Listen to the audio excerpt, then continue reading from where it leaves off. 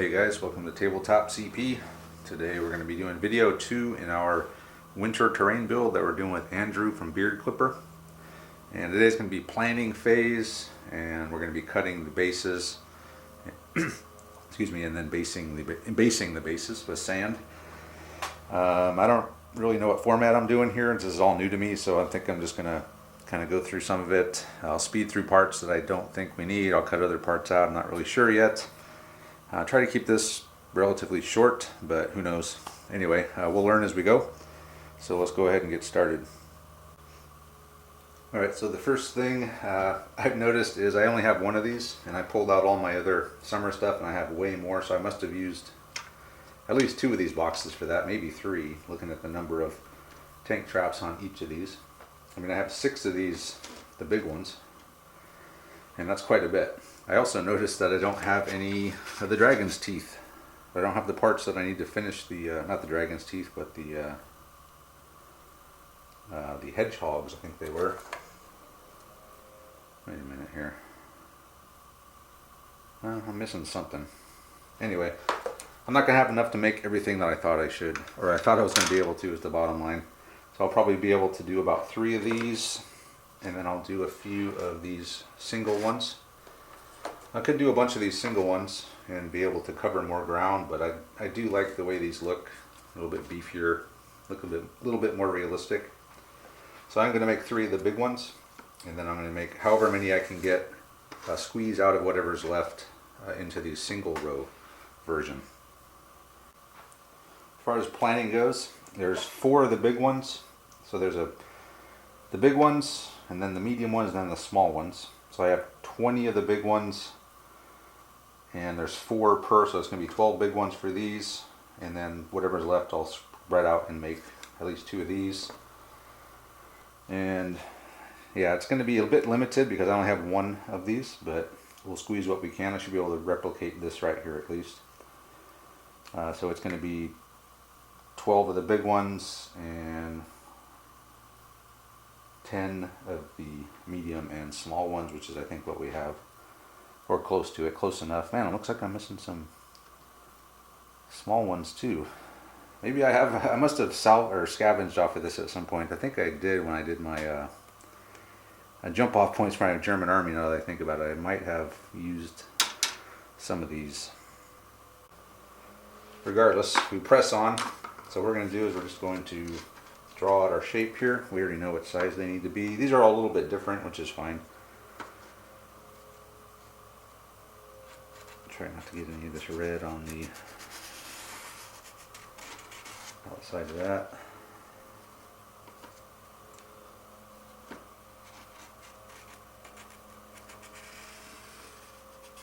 Oops.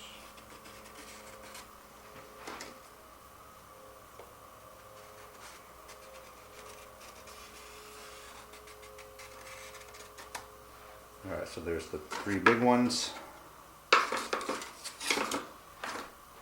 We'll do the last 2. I'll do 2 of these little ones.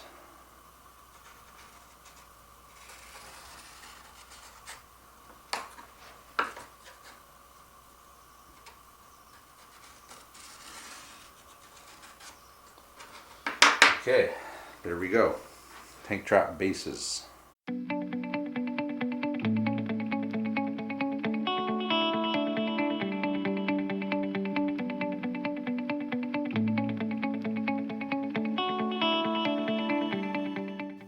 So we've cut out the pieces.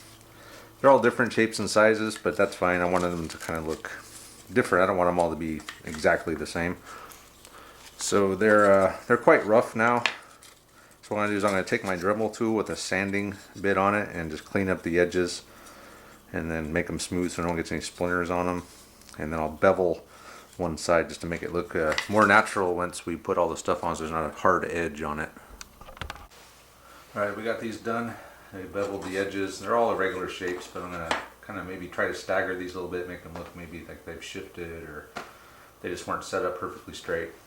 Just to give them some variety, so they're not all just perfect rows. So I was looking for my wire. I couldn't find it, so I'm not going to be doing wire this time, sadly. Unless I come across it. I put it somewhere where I wouldn't lose it, and of course I can't find it now. That's how it goes. So I'm not going to be doing wire in this one now.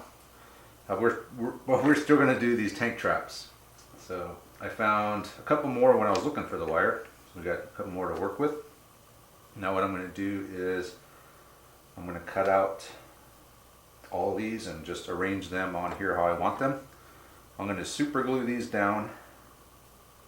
The other ones I did, my summer ones, I actually put a layer of like spackle on the on the top to simulate the earth, and then just pushed them down into that and painted it. But since these are going to be covered with snow, I'm just going to super glue them straight onto here, and then I'm just going to put sand for the base because most of it's going to be covered anyway.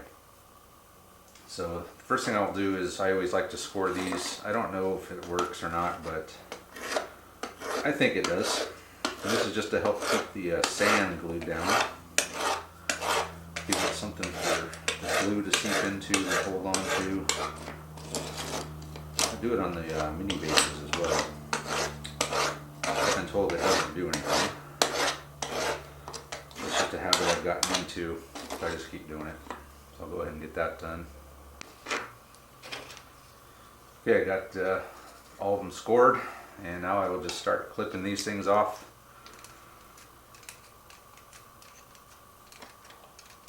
It's like watching paint dry, watching someone clip things off of a sprue.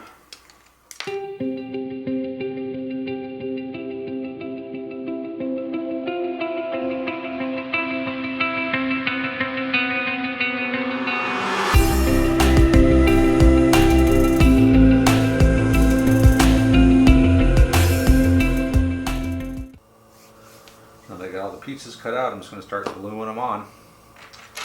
So I'll just do a quick setup. Well, I'm just going to copy these ones here. Big one in the back, medium, and then small, or small in the middle and then medium in the front. I'll probably take up all the super glue I have. That's fine. Always go back to the store and get some more super glue.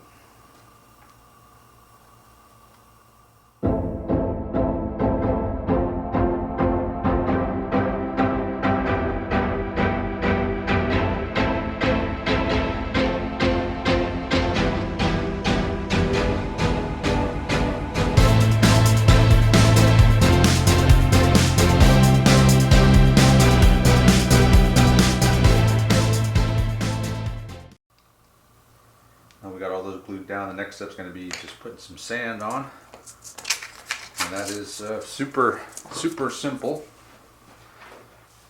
You just get some sand and some glue and glue it on. There's nothing more to it.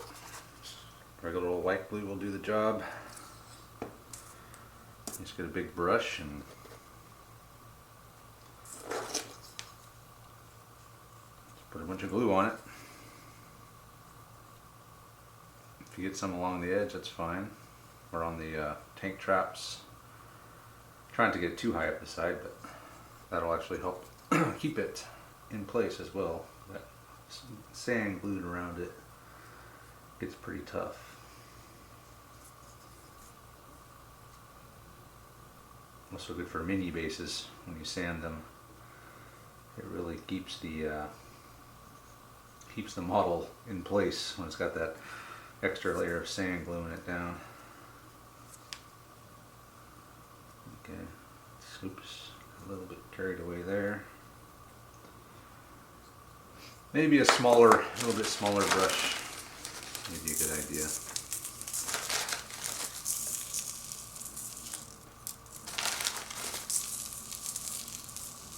There you go. This is different sizes of grains as well is a nice thing. Instead of just having a consistent grain size, you can have bigger and smaller mixed in. This is just from a river, so it's naturally different. That's it, so let's go ahead and do the rest of these.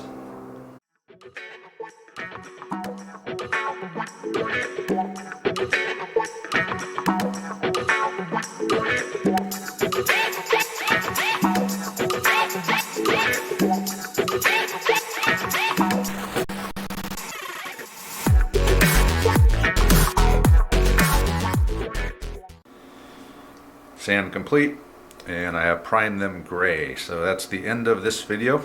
This is what I wanted to accomplish today, was to cut out the bases, glue everything on, and get the sand down and primed. I'm going to do gray because gray is the base color that I'm going to be using to paint all these tank traps. So that's a good place to start. And that's it. So that's video 2. And next week I will do video 3, where I will go over how to paint one of these. And possibly do the weathering as well. Or I might do that as a separate video. But we're also going to be doing a live stream next Sunday, 10 o'clock Pacific time, which I believe is 1800 hours Greenwich Mean Time, I think. Not 100% on that, but it's pretty close. So if you guys want to pop in on that, it's just going to be Andrew and I painting and chatting and talking about the hobby, and we'll go over our projects a little bit more and just do some hobbying. So if you guys want to join in with us, grab your hobby stuff and you can join in on the live stream, be part of it, and get some hobby done while we're doing our hobby, and it should be pretty fun. So keep an eye out for that. I'll post some more details on the live stream itself. But for now, that is the end of hobby vlog number 2. And thanks for watching. We'll see you next time.